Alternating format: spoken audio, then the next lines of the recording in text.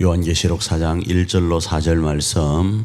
이일 후에 내가 보니 하늘에 열린 문이 있는데 내가 들은 바 처음에 내게 말하던 나팔 소리 같은 그 음성이 이르되 이리로 올라오라. 이후에 마땅히 일어날 일들을 내가 네게 보이리라 하시더라. 내가 곧 성령에 감동되었더니 보라, 하늘에 보좌를 베풀었고 그 보좌에 앉으신 이가 있는데 앉으신 이의 모양이 백옥과 홍보석 같고 또 무지개가 있어 보좌에 둘렸는데 그 모양이 녹보석 같더라. 또 보좌에 둘러 24 보좌들이 있고 그 보좌들 위에 24 장로들이 흰옷을 입고 머리에 금관을 쓰고 앉았더라. 우리가 2024년 9월 달에 이렇게 특별 새벽 기도를 하게 된 것은 특별한 하나님의 은혜입니다. 그 중에서 이번 주는 열린 하늘의 문에 대하여 살펴보았습니다.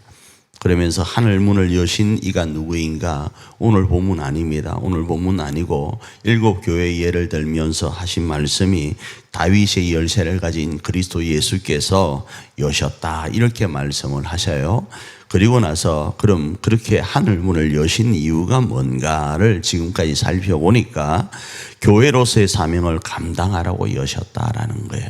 그러면서 지금까지 작은 능력을 가지고 끝까지 충성하였는데 그 끝까지 충성한 것을 지금부터 더 계속 잡아서 면류관을 빼앗기지 말라. 그리고 성전의 기둥이 되어라. 성전을 세우는 기둥이 되어라. 이렇게 말씀을 하셨어요. 그리고 그 성전은 하나님 나라와 연결됨을 말씀드리고 그 방법이 뭔가 하면 합심기도이다, 이렇게 살펴보았습니다. 그리고 그 합심기도는 용서를 기반으로 해서 뜻과 마음과 말에 하나 되어서 한 방향을 향하여 나아가야 된다, 이렇게 말씀을 살펴보았죠. 이것이 우리가 이번 특세 가운데 행하는 모습입니다. 자, 그런데 오늘 본문에서는 이런 열린 문이 등장하면서 그 열린 문 속으로 보이는 어떤 모습들이 있고 그 모습 속에서 장래에 어떤 일이 일어날지를 말씀을 해요. 그 속에 첫 번째는 어떤 모습이 보이는가 하면 열린 하늘문을 통하여 보이는 모습이 예수 그리스도의 모습이 먼저 보입니다. 예수 그리스도의 모습이요. 그 모습 속에서 어떤 모습이 있는가? 언약에 기초한 심판주로의 모습이 보이는데 4장 3절 다시 한번 읽습니다. 시작. 앉으신 이의 모양이 백옥과 홍보석 같고 또 무지개가 있어 보좌에 둘렀는데 그 모양이 녹보석 같더라. 이렇게 말씀을 하고 있습니다. 이 말씀은 심판주라는 거예요. 예수님이 이 땅에 오셨을 때 처음의 모습은 뭐였죠? 구유에 앉으신 예수 그리스도예요. 낮고 낮은 이 땅 가운데 오신 예수 그리스도요. 누울 곳도 없이 정말로 비천한 모습으로 오신 예수 그리스도요. 왜요? 그 낮고 낮은 모습 속에서 높고 높은 수많은 사람들까지도 다 구원하시려는 하나님의 큰 사랑이 그 구유에 누우신 예수 그리스도를 통하여 보여지는 거예요. 그런데 재림하실 때 예수의 모습은 어떠한가? 열린 하늘 문을 통하여 바라보이는 예수님의 모습은 어떠한가? 지금 우리가 소망하는 그 예수님의 모습은 어떠한가? 초림의 예수님이 아니라 심판주의 예수님이라는 거예요. 그래서 이 무지개는 강력한 언약을 표기하고 있습니다. 다시는 물로 심판하지 않는다라는 그 언약을 가지고 있는 거죠.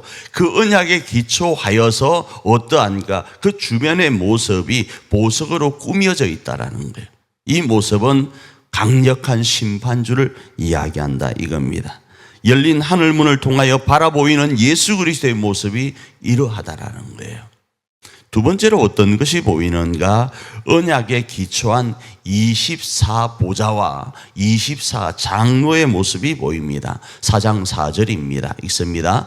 또 보좌에 둘러 24 보좌들이 있고 그 보좌들 위에 24 장로들이 흰옷을 입고 머리에 금관을 쓰고 앉았더라. 바로 어떤 모습인가? 예수 그리스도와 동일한 모습들을 보이고 있습니다.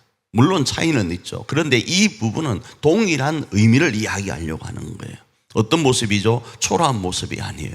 어떤 모습이죠? 우리가 이 땅에서 예수 그리스도가 말구유에 누워 있었던 것처럼 초라한 모습으로 살아가던 그 모습 아니에요.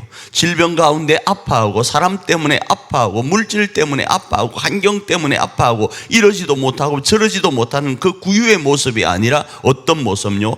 영광의 모습을 이야기하는 거예요. 자, 이런 일련의 모습 속에서 이 모습은 우리가 예수님을 닮은 그리스도인으로서 교회로서 생명수의 그 삶을 온전히 감당하게 되면 이 위치 가운데 나중에 먼 미래에 있게 된다를 이야기하는 거예요. 먼 미래예요.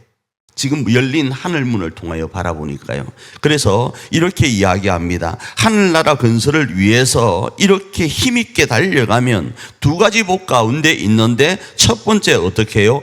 22장 5절 말씀 읽습니다. 시작. 다시 밤이 없겠고 등불과 햇빛이 쓸데없으니 이는 주 하나님이 그들에게 빛이심이라 그들이 세세토록 왕 노릇 하리로다. 이렇게 말씀을 하는 거예요. 24보좌가 있는 이유가 뭔가? 그게 장로님들이 앉아 계신 이유가 뭔가? 예수 그리스도처럼 말구유의 초라한 모습이 아니라 이제는 어떤 모습요? 천하를 다스리는 왕 가운데의 모습 가운데 우리도 있게 하시겠다라는 거예요.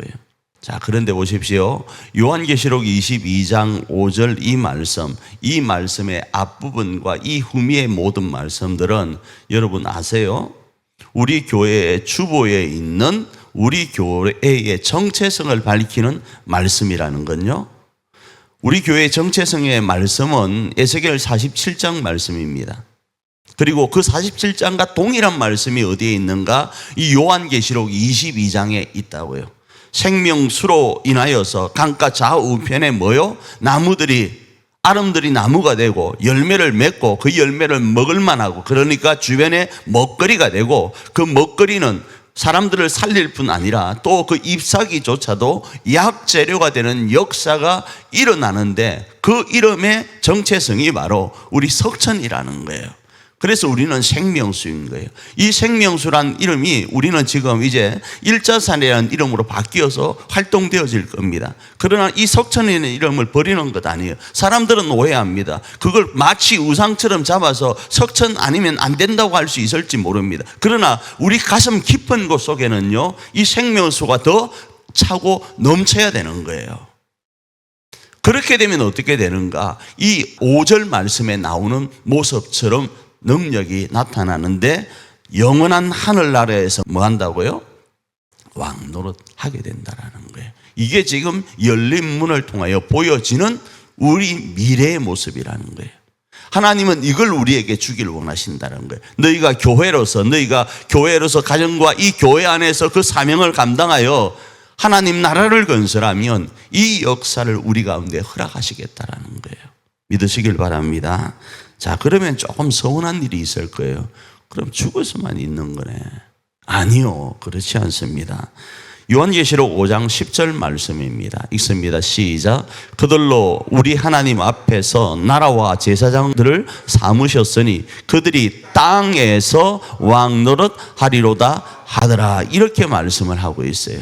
자, 보십시오. 나라와 제사장들을 삼으셨으니, 우리가 많이 듣던 이야기 아닙니까? 하나님께서 이스라엘 백성들을 열방 가운데서 불러내신 이유는, 하나님이 수많은 사람들 중에 아브라함을 꼭 집어서 불러내신 이유는, 이 하나님은 아브라함 한 사람만을 구원하려고 하는 게 아니라는 거예요. 이 하나님은 이스라엘 한 나라만을 구원하려고 하는 게 아니라는 거예요. 아브라함을 통하여, 이스라엘을 통하여 열방을, 모든 민족을 구원하시려고 하는 거예요. 안 그랬으면 성경은 이렇게 기록할 겁니다. 하나님은 이진철을 이처럼 사랑하사, 이렇게 딱 꼬집어서 기록할 거예요.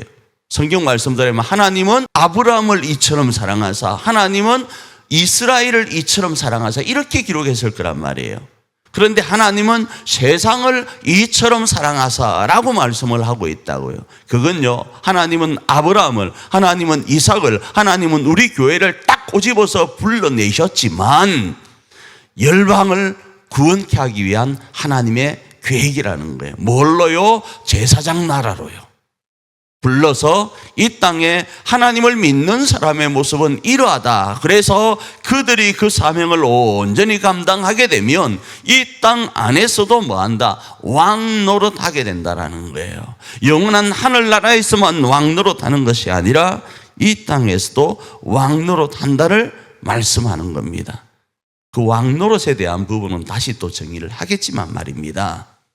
그러기에 지금 우리 교회에게 열린 이 기회의 문을 붙들기를 원합니다. 오늘 우리 교회 가운데 열려있는 이 문의 기회를 붙잡아서 성전 기둥이 되기를 원합니다. 우리 가정을 세우는 기둥, 우리 교회를 세우는 기둥, 나라와 제사장 삼으셔서 이 세상 가운데 하나님의 영원한 나라를 세워가기를 원하시는 하나님이 사용하시는 그 기둥이 되어서 하나님 앞에 복되고 아름답고 칭찬받을 뿐 아니라 사람들에게도 사랑받고 칭찬받는 저와 여러분이 되기를 축복합니다.